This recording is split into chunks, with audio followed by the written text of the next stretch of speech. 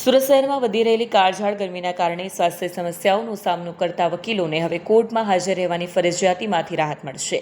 તેઓ હવે digital link મારફતે ઝૂમ દ્વારા ઓનલાઈન જોડાઈ પોતાના કેસની દલીલો રજૂ કરી શકશે।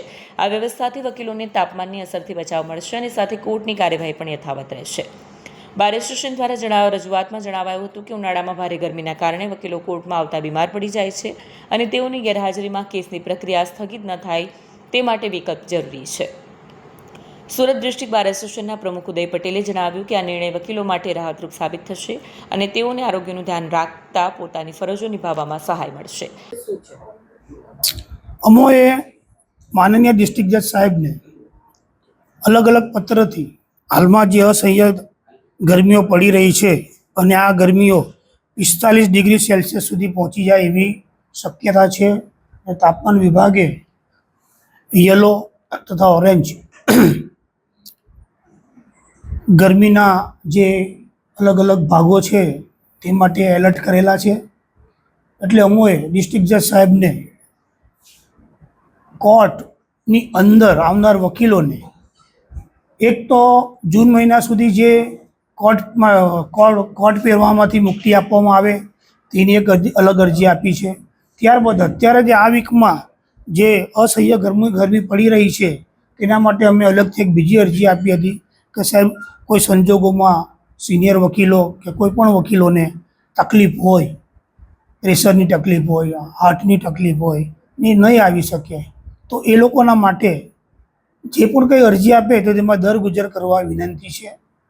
કાં પછી એમનો સ્ટેજ ત્યાં ને ત્યાં જ રહે, એના અંદર કોઈ બીજો એવો કોઈ હુકમ ન થવો જોઈએ જેથી કરીને એમને અન્યાય થાય કે લિટિગન્ટ્સને અન્યાય થાય। બીજો એક લેટર અમે લખીને આપેલો હતો કે હાલમાં રાજસ્થાન તથા અન્ય સ્ટેટમાં જે મોર્નિંગ કોર્ટો કરવામાં આવે છે તો આપણા ત્યાં પણ મોર્નિંગ કોર્ટો કરવામાં આવે એવી નામદાર ચીફ જસ્ટિસ સાહેબને પણ અમે રજૂઆત લેટર લખેલો છે અને એના અનુસંધાનમાં નામદાર ડિસ્ટ્રિક્ટ જજ સાહેબે અમને એક લિંક મોકલાવેલ છે ને લિંક દ્વારા તમે તમારા ઘરે બેઠા ઓફિસે બેઠા પણ તમે દલીલો કરી શકો છો, જામીન અરજી ચલાવી શકો છો।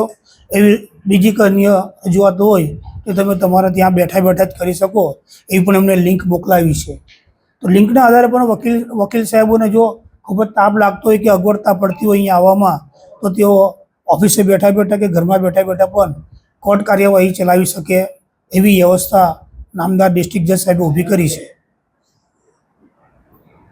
સર, એક વધુ માંગણી કરવામાં આવી છે વેકેશનને લઈને એવી માંગણી કરવામાં આવી છે કે દર વખતે સિવિલ કોર્ટમાં અને જેએમએફસી સિવિલ કોર્ટમાં વેકેશન આપવામાં આવે છે તો અમારે ત્યાંથી છેલ્લા 15 દિવસ જે છે તે ફોજદારી કોર્ટોમાં વેકેશન રૂપે, એટલે આપણે વેકેશન તો જાહેર નહીં કરી શકીએ કારણ કે આ ફોજદારી છે, પોલીસ સ્ટેશનને લગતું કામકાજ છે, પરંતુ એ 15 દિવસમાં રાહત આપે, દરગુજર આપે એવી અમે રજૂઆત કરી છે। Okay. Bureau report, Satya TV news, Surat.